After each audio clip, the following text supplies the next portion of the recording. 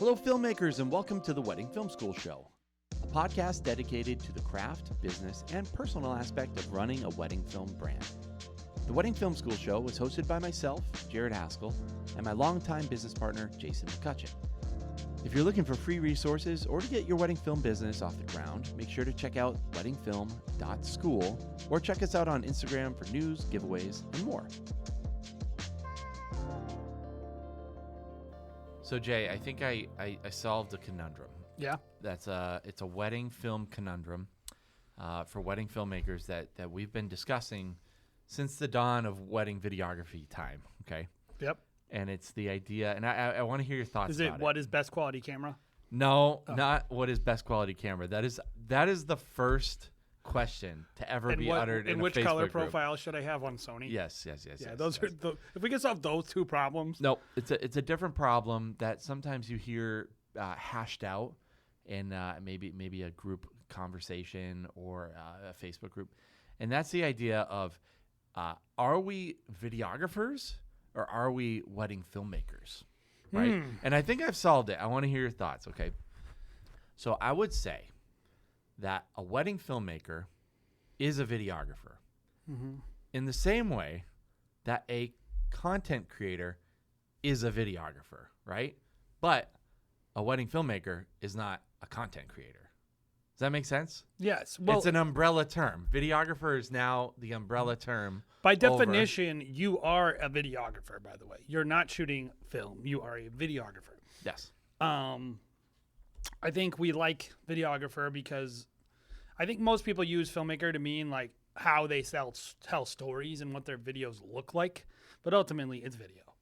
Right. Yeah. It's I definitely agree with you. It's definitely video, but I think the difference between like a content creator is, and they're gonna hate hearing this, and why I kind of love saying it. I mean, no offense to content creators, but you haven't earned your seat at the table yet, so we can say whatever we want. I know. Well, a content Take creator your licks. Is just a phone videographer. Yeah. That's all they are. Like, they aren't actually a content creator. They don't create content. No. In a way, like a content creator is, as far as I know, a YouTuber who's making a full video. But it's just a limitation of language, right? It's like no word actually properly describes hardly anything. Sure. But yes, but I would agree with you. What best describes, yes. I would agree with you, and I'm fine being a videographer, by the way. That's what I actually think of myself as. Yeah. A videographer and an event videographer. Yeah. I don't know why, but I usually say event filmmaker just because. I do too, because marketing. Sales. Marketing, I think it sounds better. It does. But also, I like to think when I say filmmaker, there's the aspect of creative editing to it that maybe with a videographer, there isn't always that creative aspect. I think, this is my response to it. If you are making a film like this, hey guys, what are we doing today? Like, let's just turn on our cameras and see what happens in front of them. That's not a story that you're telling, but that's what you have to do, which is why I'm an event videographer, because very infrequently do I get to actually do anything that resembles creative control on the day and me telling the story. Mm-hmm. I'm not doing that. I'm documenting with a video camera what's in front of me, and even in the best case scenario, with very, very few exceptions. And there are exceptions. Like when I see, whether it's, I don't know, filmmaker might not be the term because he's got like that TV style, but like Justin Porter is doing something different. Alex Douglas from Sculpting with Time is doing something different than that. Not always, but often. Every so often I get to dip my toe in real storytelling, right? That's like me, and we're doing this film coming up, and they have a family garden, and we're gonna try to document them cutting the flowers from the family garden and putting it in the bouquet. Like, that's kind of storytelling. That's filmmakery. And the rest of the day, though, I'm just gonna be following this one person around, documenting what they do. Mm-hmm. It's okay, guys. You could get paid a lot of money to do that. So just who cares? You just don't call me late for dinner. Yeah. I don't care what you call me. Yeah. Just pay me. Totally. So anyways, we do have another Controversial issue? No, I don't know about controversial. This is controversial. Okay, great. Well, it's maybe what some would consider like an argument of semantics. But I think it's important to dive into it. I always advocate for a common language in the wedding videographer world, right? Basically agree. And so I think it's important to have these conversations, which have always really like annoyed me. So hopefully this conversation doesn't annoy people at home. I hope it annoys people so bad that they subscribe and like and follow. Right. And that is the idea of something that is timeless versus what is a trend in the industry, right? Well, those are like the common juxtapositions that are put out there, right? It's Right. like, don't be trendy, be timeless, right? Hey guys, Bobby popping in quick to let you know that this episode of the podcast was brought to you by Tamron. Providing filmmakers with the perfect mix of performance and value, Tamron has every type of lens to fit your needs. With their moisture-resistant construction, close focusing abilities, 6-year warranty, and remarkable optical performance, Tamron lenses can help you upgrade your wedding films. I know I personally keep the 28-75 2.8 in my bag, and I often reach for it on a wedding day. So send them some love for making this episode possible. Check out some of their lens options in our gear link below or at www.tamron-americas.com. I think it's pretty important, just right off the bat, I think we should define what maybe people's expectations of what those words mean, like maybe what commonly is known about these, and then what our personal kind of definitions would fall under. So like when someone says like, I want a film that feels super timeless, how would you describe that film? There are no timeless films. There are no timeless looks. The only thing that is timeless are ideas and concepts, right? Like if you look at history, like people have always preserved these ideas and concepts that families and love and people matter and are important. And so to me, when I think of timeless, right, I think of that first. I do think what most people mean is not overly styled in a way that is going to make it look dated. But you know, there's a flip side to that too. But I do think that's probably what people mean is like when you say timeless is like not just following the whatever the trend is at the moment with whatever transition people are using or whatever. I mean, believe it or not, guys, at one point in photo and video, not that long ago, dude, sepia was the thing. And they wouldn't call it sepia, but it was sepia. Mm-hmm. Brown, everything is brown. It was like literally the most trendy thing you could possibly have. And then it was light and airy, right? And which I think is more timeless, by the way, than sepia, because it's based off of film, which is inherently nostalgic. But I think at the end of the day, like there's there's these visual trends that happen, selective color back in the photos world, tilt shift lenses, things that make you think of a certain period of time that is very small. That to me would be what they're trying to avoid, is making them be like, oh, was that made in 2010? Was that made in 2023? Was that made like just kind of fixated in like a period of time? And usually it's some trend within our communities. I have a lot of beef with that, but that to answer your question, that's my answer. Yeah, I think to a lot of people, when they talk about trends, they're talking about temporary things that set in time, a small sliver in time where they were like, remember when that was cool? Maybe not Using even that temporary, sort of by thing. the way, but new. A lot of times it's new. New. Yeah, I think that's fair. But then when they talk about timelessness, it's like a trend that lasted a longer period of time. Yeah, that's all they mean. That's all they mean, right? And that's timeless. That's like the old money look.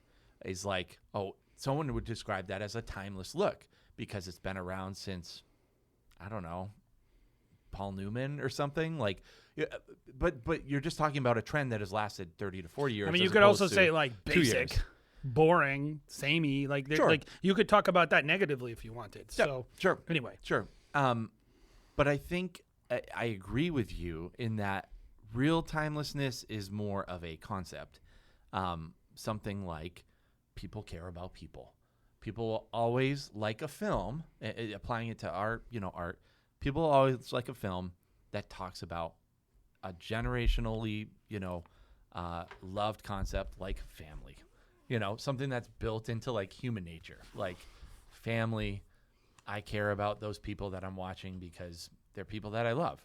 Like, that is timeless. That is a timeless I'll flip the hat right? backwards because I'm realizing people can't see my face on camera. So right. Now It's a I'm good like thing. I'm backwards hat, Jay. Okay. So. If you're watching or if you're listening on the podcast, If you notice a dramatic shift in how I communicate, it's going to be intense now. Yeah.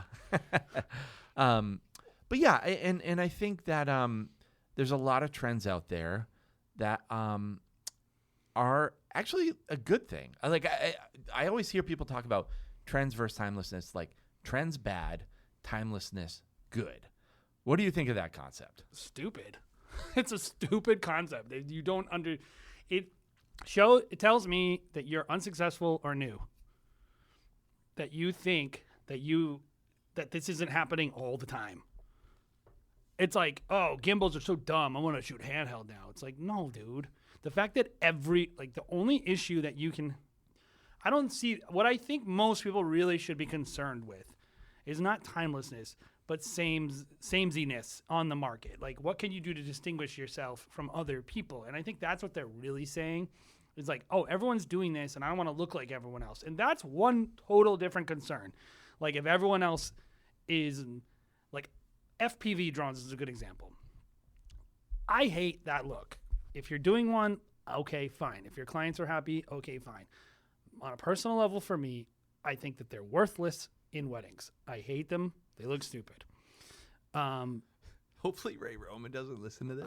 Listen, I've talked to Ray about it. Yeah. And I've been like, I think it's dumb. And his response is, my clients literally specifically asked for it. And you know what I would do if they asked for it? I would do it. Charge them a lot of money. And I would fly that FPV drone because they asked me for it. Maybe not. But Sure. But in general, it's like, I understand. Like, I don't care if someone does it. Just for me. Right. I don't like it. I would not consider that to be a trend. Like, some people are using it, but like, you're not seeing FPV drones in everyone's films. Right. But it does, to me, date your film. Mm-hmm. And I don't really know where that line is, right? Because I don't have a problem with people like whip transitions. We're very trendy. I think less people are doing them. I still do them because I like them. So you can do something so long that it actually comes back into style and out of style, and everyone needs to realize that. Mm-hmm. Like, everything you're doing probably has been in style at one point. Right. And then it will go out of style. And like, the real question I think with a lot of people is not, is timelessness good and trendiness bad? It's, do you even have a perspective of your own? Yep. What is your perspective? Yep. What are you going to do anyway? Like, with your films that are going to set you apart? Yeah. So I think that a lot of trends, like when people say trends, they think of something like opening drone shot. That's a trend in the last, let's just say 4 or 5 years, right? Maybe more, but like, everyone is opening with a drone shot. I don't necessarily think that's objectively good or bad. It's nothing. It's nothing. It's just a way to open a film. Font on said drone shot with couple's name. Maybe it's yellow font, right? With the couple's name and a cool font. Tarantino font, whatever it is. That's something that's come on the scene. Like, I think Eugene was one of the first people I saw do that, and that was like, oh, that's cool. No, Eugene was definitely after Bottle Brush. Oh, yeah. Bottle Brush, too. Eugene, Bottle Brush, like that kind of whole No world. offense, Eugene. And from dang, what's their company name again? The Drakes. The Drakes, yeah.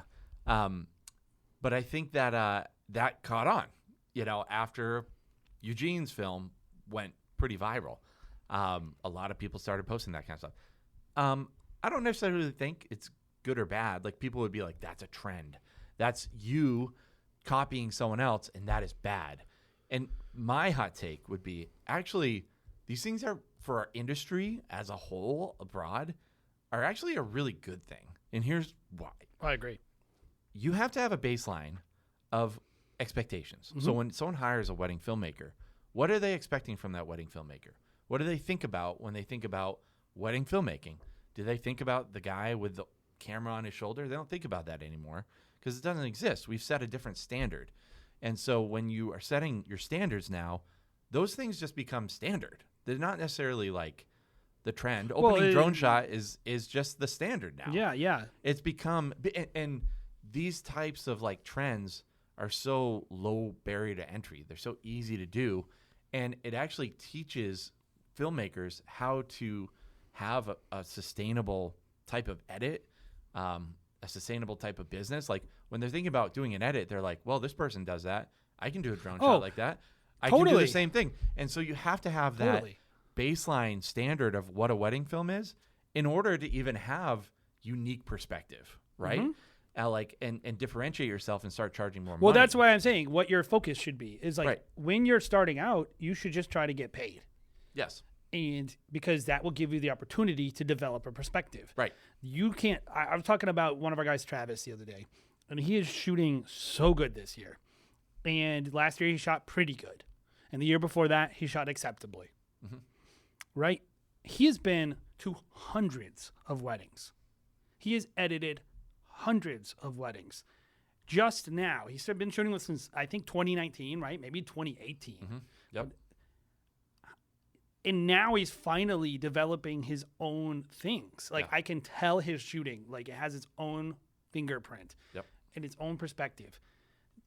So many people, it's like cutting off your nose to spite your face. Like, you would rather not get booked, not have the reps available to you to actually say something substantial because you're trying to say something substantial before you're ready. Yeah. You don't have anything to say. Right. Like, okay, what are you going to do instead of whip your camera? Oh, I'm going to do this because no one's doing this. You know why no one's doing that? Because it's terrible. Like, what you're doing is not interesting. It's not going to sell wedding films. It's not good. Like, it's like... Doing it just to be different isn't necessarily good, like right? I'll always bring it back to that concrete I got served at that fine dining restaurant where they're like, they walk out and they give me this gelatinized concrete and the guy brings it out to me and he's like, it's this fine dining restaurant, one of the most expensive meals I've ever paid for, like $300 a person. And he brings it out and he's like, to finish our night, we have the 4 goos. He didn't say that, but it was like, like 4 blocks of gelatin on a plate and he like says what they are and they were like, whatever. And then the last one, he's like, and concrete. And I was like, concrete? Like, what? And he was like, you can eat it. And I was like, dude, I wasn't questioning, can I eat this? Clearly, you're not going to serve me inedible food. I'm saying, like, bad idea, dude. Yeah. I've never had this before. Well, yeah, it's unique. No one's ever served concrete before. It's like, I'm sure, like, there's a reason for that. Because it tastes, and you know what it tasted like? We're still talking about it. So you know what it tasted like? I bet I know what it tasted like. Concrete. Yeah. It tasted just like concrete. And it's like so many people are making that exact film. That, like, not really, by the way, not so many people, but people often will eschew cheat codes like you're mentioning, things that will tell them, like, listen, if it's trendy, guys, it's because the market is rewarding it. Mm-hmm. Customers are rewarding it, and they want it. And so I think the question I want to get to is, what does it matter? And can anything be timeless in aesthetics? And I think the answer is no. Like, anyone who's an interior designer is not trying to design the entire thing, like the same exact design their entire career. Mm-hmm. That might have a signature. Like, I like to use pops of color, but like every artist goes through, the best artist, I'm telling you guys, not the most commercially successful maybe, but the people that we're trying to like emulate, whether it be like freaking, I don't know, like Picasso or anybody, they go through periods of distinctive artistic expression that date them. And that's a feature, not a bug. And I always say, like, why do we feel the idea of nostalgia is the idea of associating something positive with a trend. Mm-hmm. That is nostalgia 101. It's like, oh, remember back when people dressed like this? Remember, like, hamburgers are nostalgic. Like Americana and diner food and all that. Like, we don't reject that in any way. We don't, like, if you walked into like a restaurant and they were playing like 1950s music, that is trendy. and it is dated. We're like, oh, this music's timeless. It is not timeless. You like it because it is dated. You don't like it because it's timeless. You like it because it reminds you of the 1950s. Right. And it's like, that is part of our job, because you know what? When someone got married is very important to their story. Mm-hmm. Yeah, I agree. There's only so much you can do when it comes to, like, if you watch a wedding film from the 80s, it's not just about the medium that it's shot on. It's not just that it's shot on tape or, film potentially. It's the fact that everyone was wearing those Princess Diana poof dresses with the shoulders. The trend isn't even in the film. It's in what people looked like. Was there music there? What was that like? I bet it was 80s music. The technology that made it possible. Yeah. How the edit, right. So everything else involved dates it at the end of the day. But at the end of the day, the common theme of what makes it interesting is that you love your family. And you want to watch that film because you want to see the person you love back at a time when they were getting married. Like, that is the common theme. That is a timeless concept, right? So it's not about, like, using a certain whip or pan or transition or whatever. It's about the themes that you're using in your film and trying to really tell, like, again, when I was in film school, like, the director of the film school would always say, people care about people. And it always comes back to that. Like, that is probably the most timeless concept that you can grasp onto, I think, in wedding film. Well, and also, like, people want things to be trendy. Yeah. Like you can't on one hand be like part of culture and want something to be relevant to that culture, and on the other hand want it to always be relevant to that culture, because like your art, part of the beauty of art is that it represents a signpost, and it's supposed to be dated because it's supposed to be part of how we create collective memory in societies. Is like, look at our art, like look at caveman paintings, look at freaking all the great pieces of art around Europe and all the like those. Think about those cathedrals. Most of those churches, no one goes to them. They're literally sitting there as a monument. Well, people go there; they're just tourists. They just go to look attenders. At this beautiful piece of art. The fact that it is not. The fact that it's like, they go, it's timeless. It's like, no, it's not. It's timeless because it's dated. Like people, there's something about thinking about the time. Like, you can never go back in time and make that cathedral again. The resources to make it, the people, the time, the abuse that they went into jamming all these workers in there. Like, this represents a unique period in the history of mankind. And I think your films can be the same way. And it's not just about, like, now given, I think what we're really talking about that is a legitimate point is A, doing something just because it's trendy. Although I think if you were a brand new filmmaker, it's not a bad way to go. But also taste. Their taste is more important to me than timelessness. Good taste. Yep. And having like a concept of like what is tacky and what is lowbrow. And I think that is a legitimate. No one has that argument, by the way. I mean, when is the last time you heard somebody be like, "That's a tasteless wedding film"? Yeah, never. Maybe on WFS Live. Maybe me. Yeah. But like, I think that's really ultimately what actually should bother people is like, does your film reflect a refined visual palette? Does it make you look like you don't understand what is actually cool and what is beautiful and what is trendy? And simplicity is ultimately very beautiful, and so over complexity is ultimately kills authenticity. And so I think that's what people are picking up on a lot of times is like when someone's doing something, like we will do very extreme camera whips and crazy whippies and spinnies and all that junk. It's such a small part of our film. Yeah. In any of the stuff we do, and we don't do them in every wedding. There's a wedding coming up, Manchester by the Sea. We were talking to the wedding planner last night. I'm sure both of our brains are kicking, right? we're not going to shoot it the same way that we shot that wedding in Boston for her last year. Yeah. It's just not the right thing. It's not like we are not going to use it. But if it was the right thing, I will do that. Yeah. I'll do anything that works for the film. Yeah.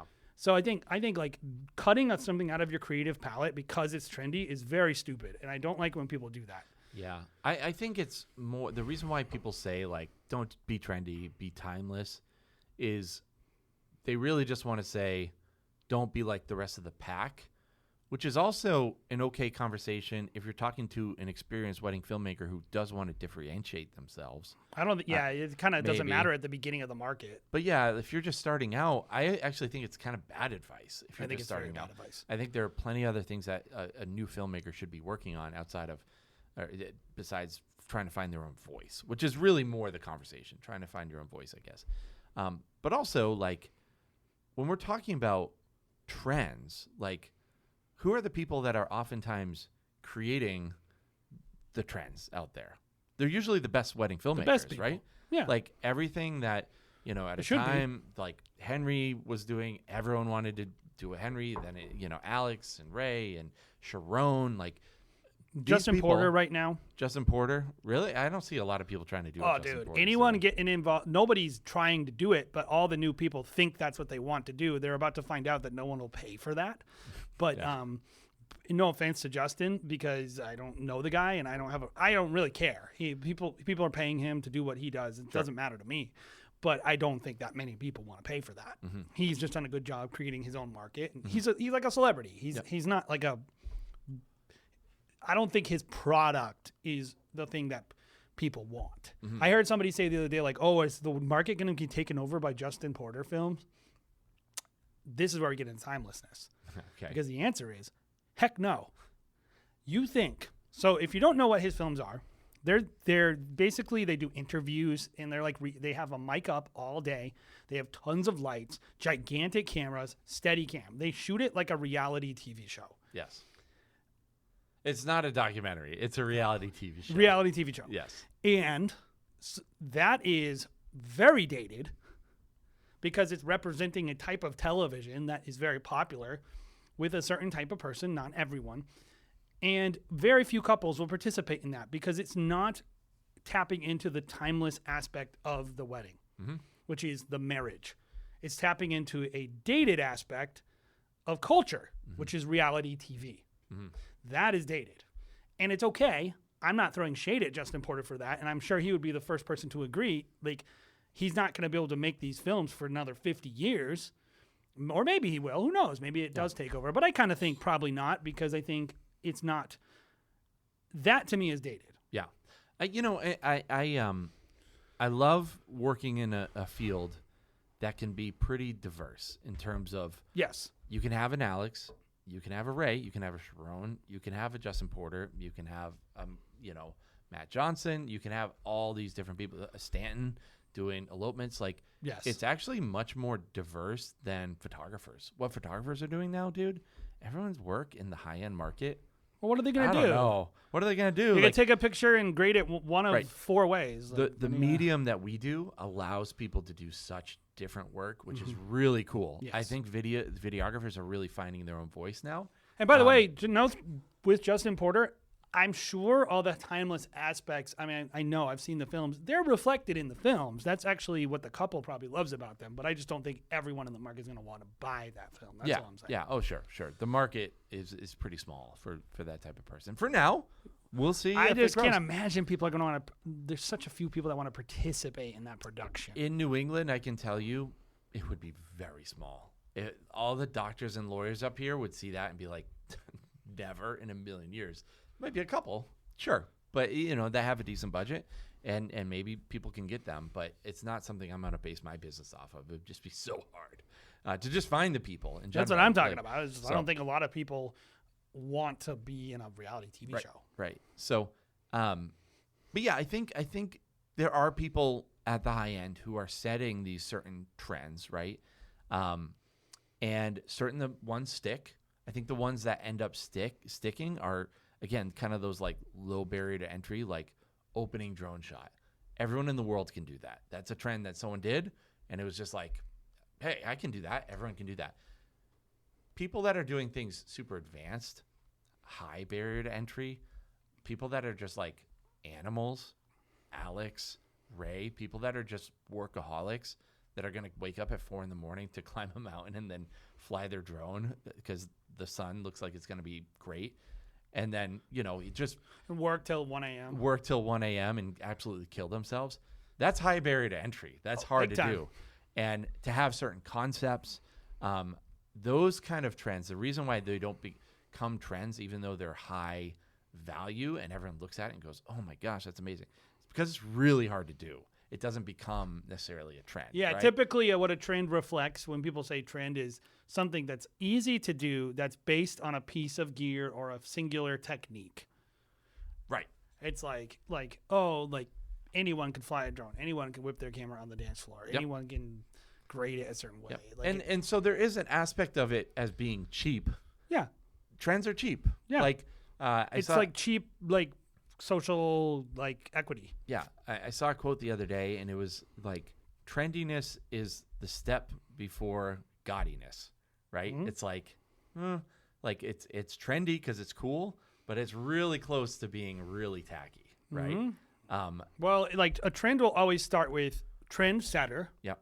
Then everyone follows the trend, and then it goes away, but some people figure out how to do it really good. Right. And like you think about like bell bottoms, mm-hmm. right? Which really are flared pants. People didn't used to wear flared pants at all. Then everyone wore really flared pants. And then we just had flared pants. Mm-hmm. And now they're part of pants. Mm-hmm. And you can buy flared pants. And nobody thinks, oh my God, look at you following the trends wearing flared pants. Now, given they can be more popular in a season of life than others, but there's always flared pants. You can always go to the store. And like the impact of the trend is that there becomes a diminished application and another tool set to express yourself. Yes. And so I'm always like, don't reject it. Like camera whips are a good tool. Yeah. You're telling me like learning how to do camera whip transitions is bad? No, it's better to know how to do it than not know how to do it. It's right. better to know how to fly your drone. It's better to know how to grade your camera. Even selective color, like, oh, so you have the skill to do selective color? Oh, that's dumb. I can't do that at all and never have once done it. Okay, so you have no idea how to do it? Right. Like, but also Schindler's List. Great. Spielberg. Like, he did it, and it was awesome. It was Freaking very intentional. Like Wizard of trendsetter. Oz. Yeah.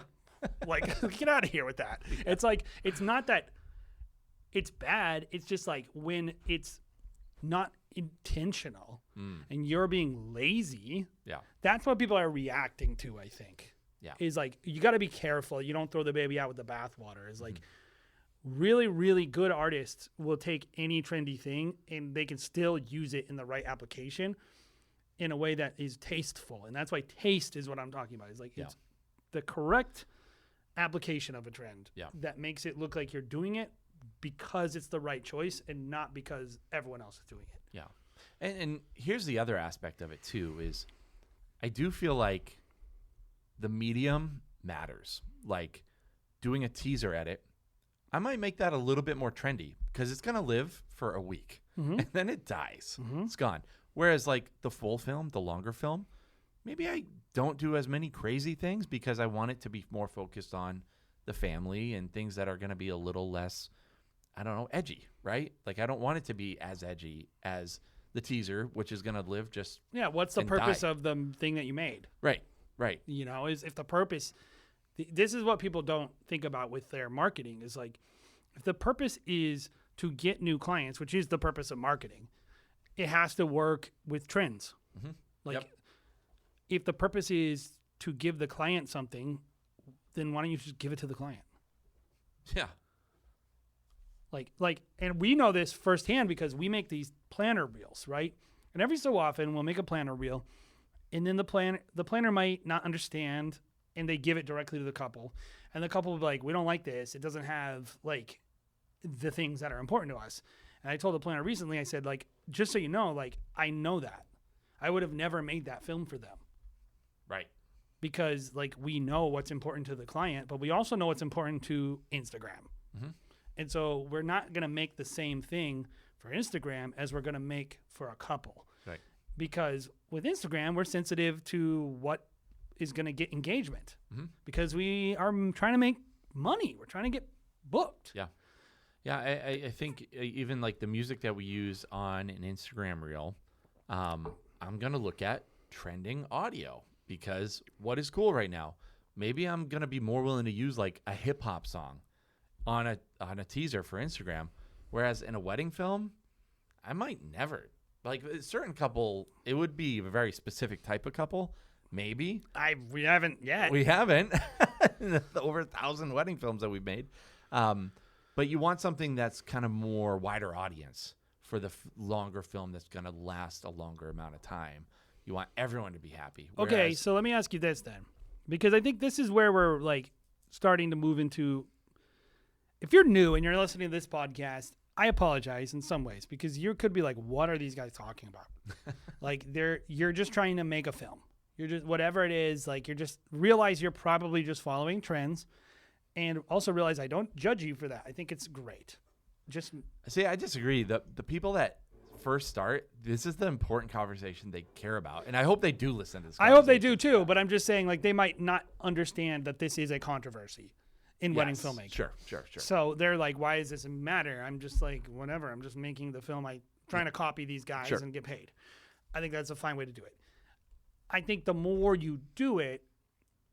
If you're talking about the art of wedding filmmaking, it is always about figuring out your voice and what you do best and having a signature to your brand. And I think I've been kind of pro trends until this one moment where I will say this. You do need to know what does not, like, there has to be a line in the sand for you as an artist, which is like, this is not part of my repertoire and I don't want it to be.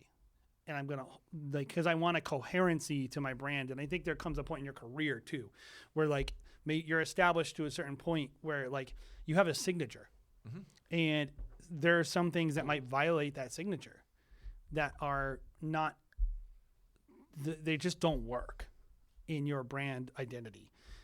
I think a lot of people jump to that way too soon. They worry about that stuff. And I'm like, you don't even have anything. Right.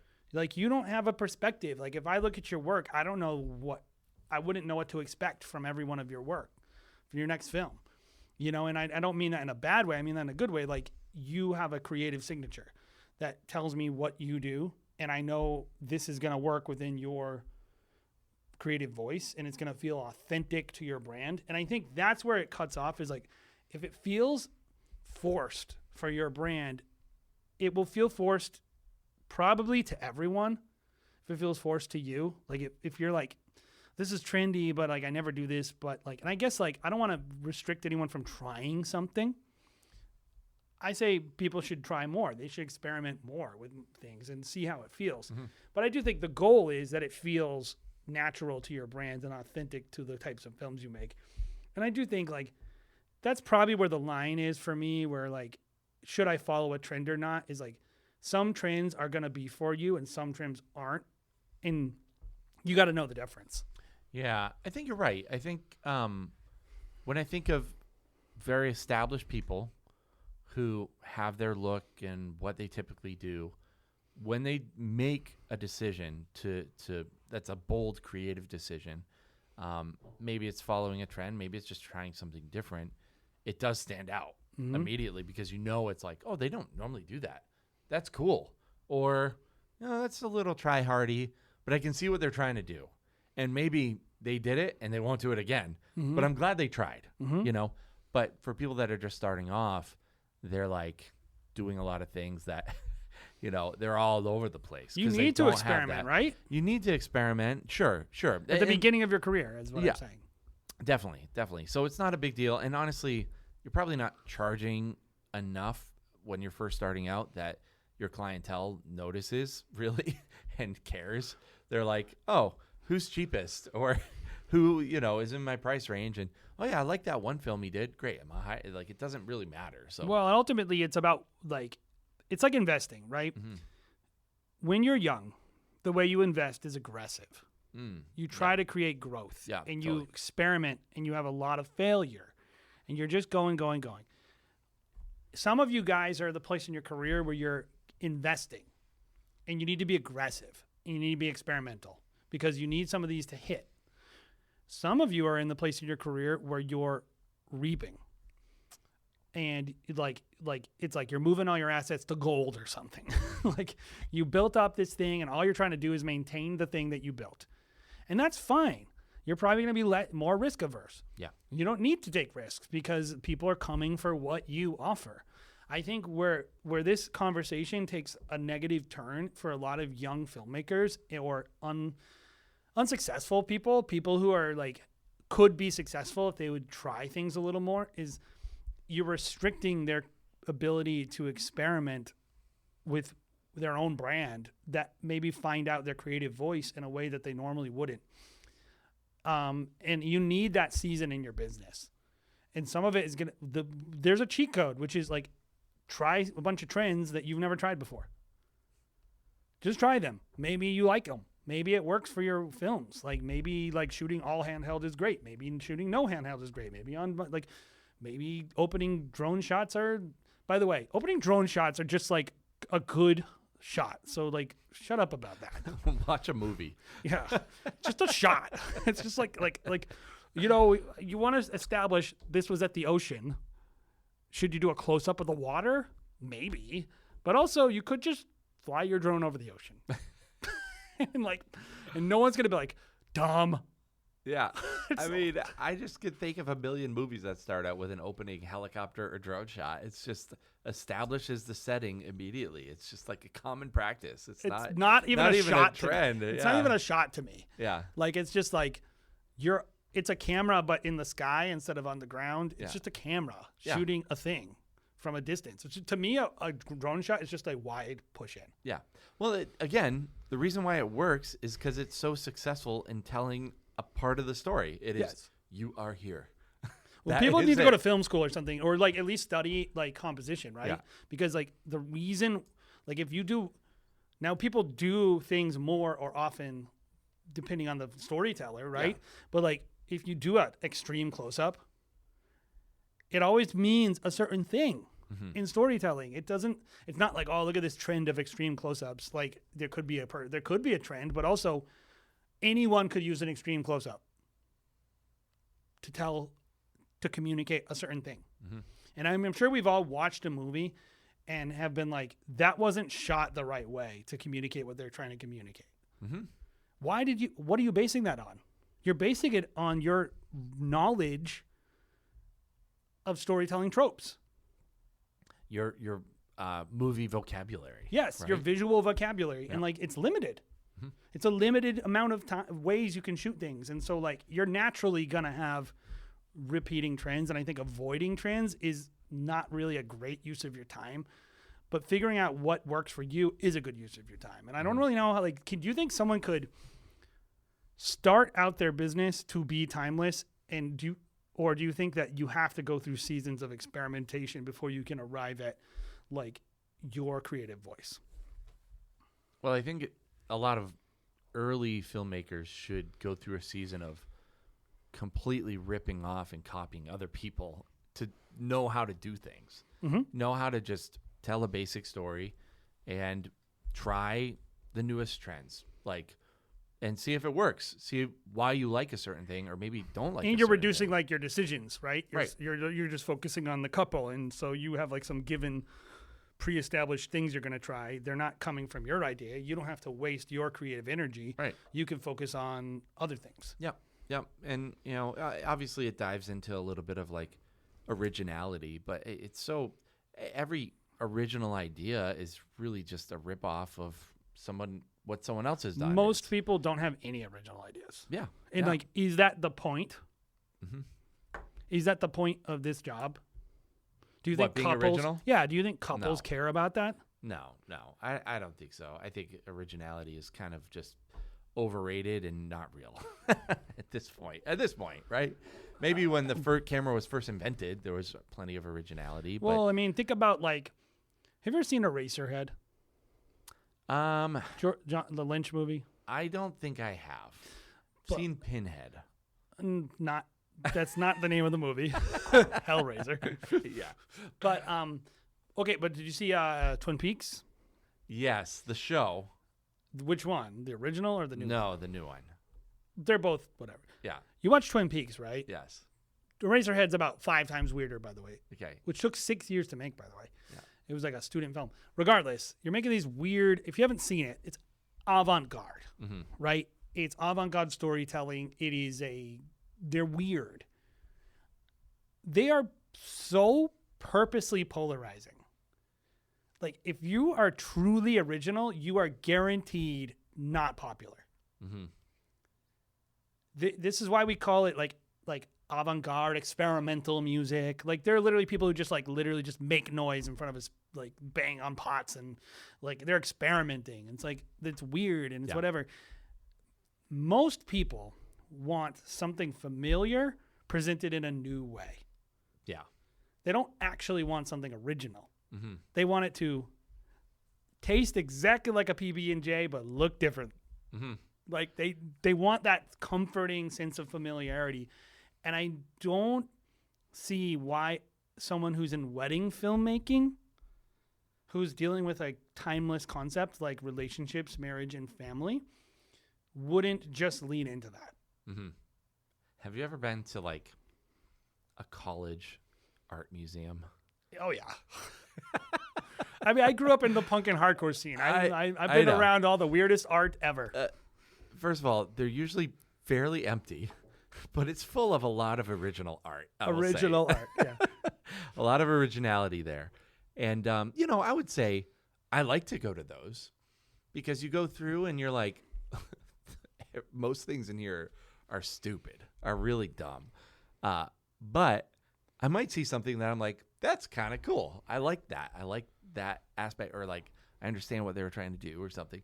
But the vast majority is going to be very polarizing. And I feel like a majority of people out there, I'll go to one of those museums. We went to a few in France that were like a little bit more like modern art.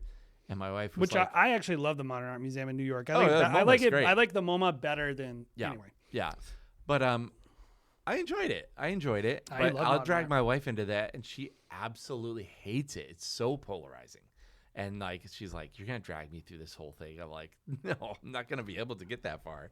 But I will drag you through a room. And I think the average person, by the way, who's saying this stuff is not educated on art.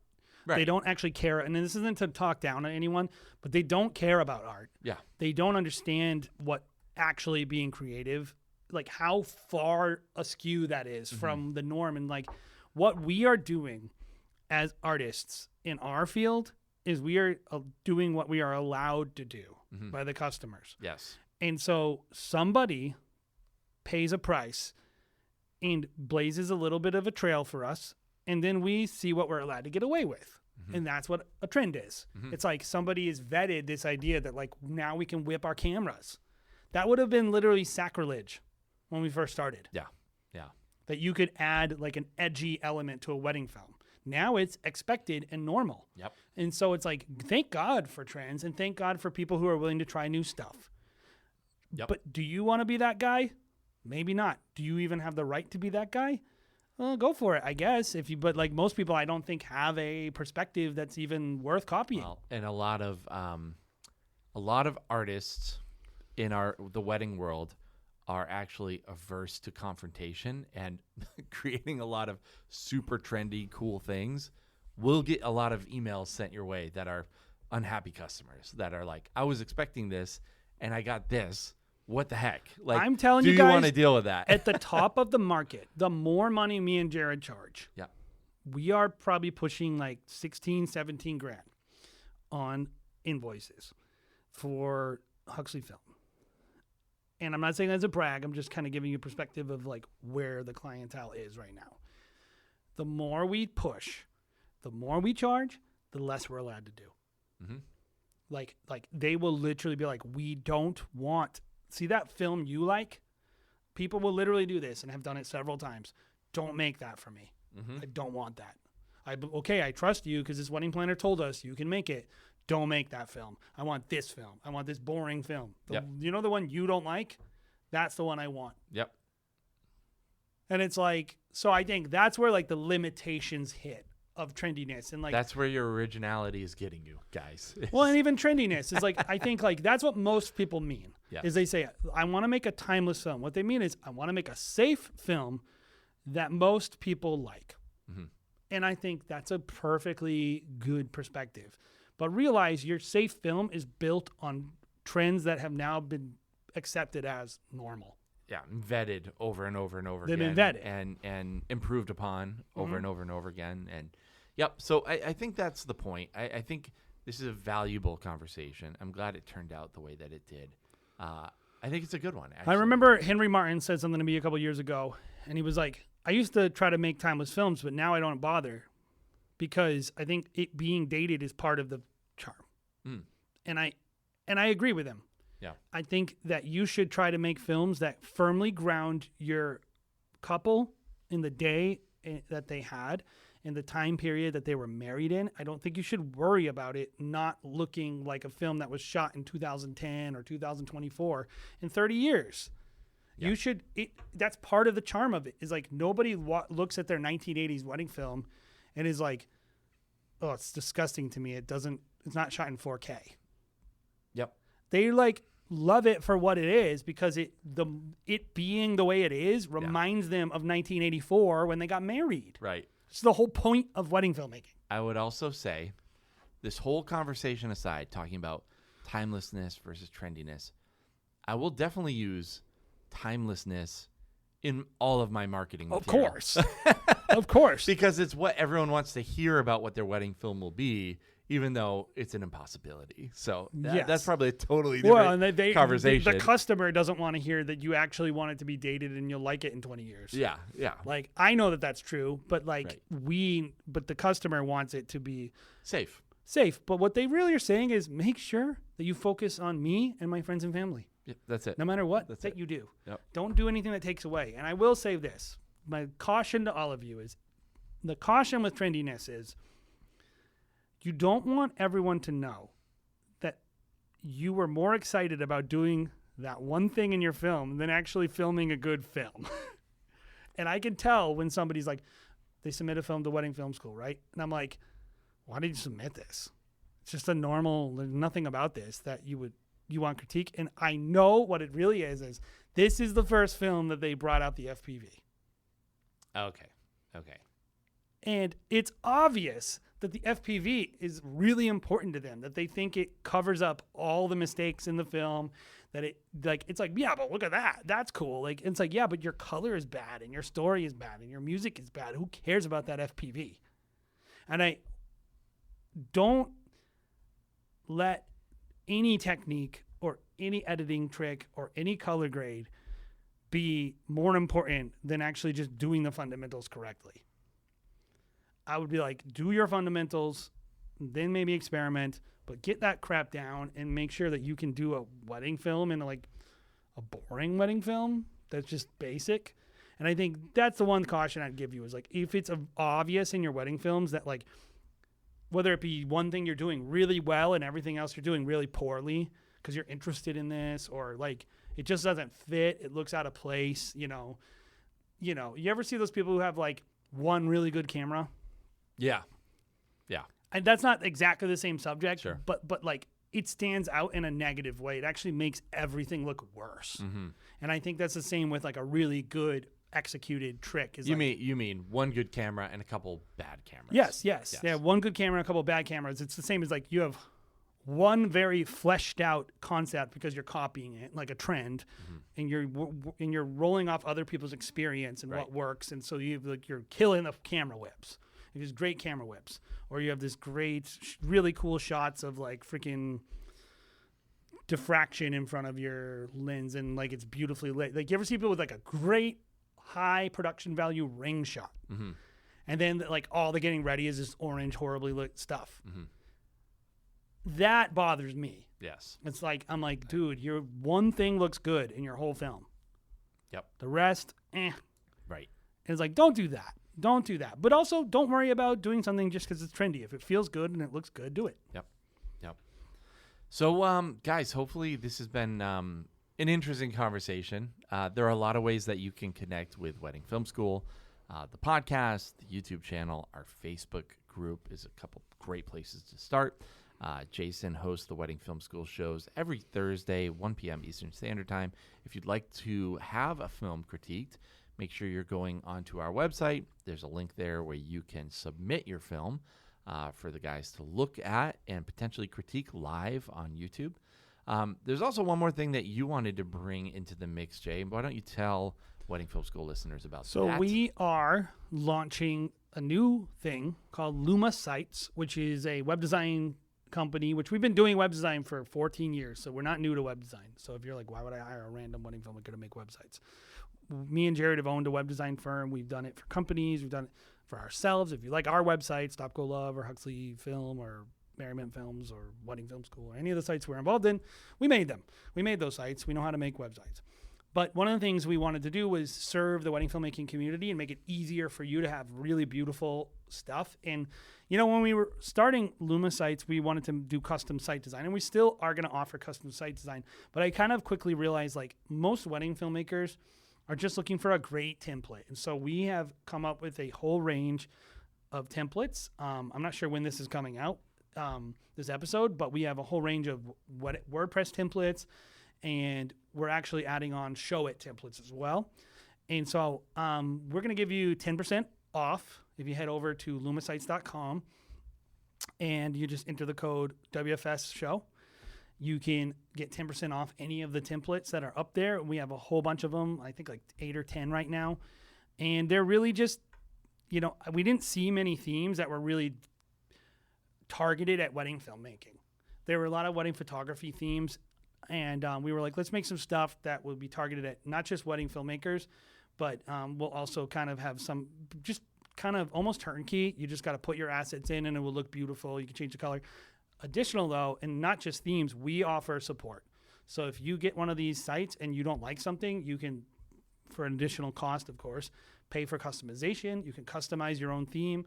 And, of course, we can still offer custom web design services as well. And so we're really excited about this. So if you head over to lumasites.com and you can check out what we do. And if it works, buy a theme. If you have questions, reach out and I'm happy to answer them. Yep. Another thing that we do every once in a while is wedding filmmakers website critiques on WFS Live. And that's probably where this idea was born out of, because we just realized people needed a lot of help. Websites are the first line of your sales process. Yeah, right? it's like in a lot of cases, it's a business card. It's a business card, and so if your business card sucks, more than likely people won't stick around for very long. And the thing about it is you don't actually need much. Mm-hmm. It just needs to look clean and professional and good. Like, I don't think you should overcomplicate it. That's our whole philosophy is like, keep it simple, straight line, and like fill out that form. Yep. Like, get to that form, show the work as quick as possible, but don't make them dig in. They're not going to watch 20 of your films on your website, guys. So that's what social media is for. That's what YouTube is for. Yep. And so at the end of the day, we have a particular perspective, I think, on what a wedding film website is for. And we think it's something that will make it easier for newer filmmakers to just get off the ground and get focused on what they really want to do is make films. You don't want to be focusing on that stuff. Yep. So anyways, guys, hope you enjoyed this episode. Make sure you tune in next time right here on the Wedding Film School.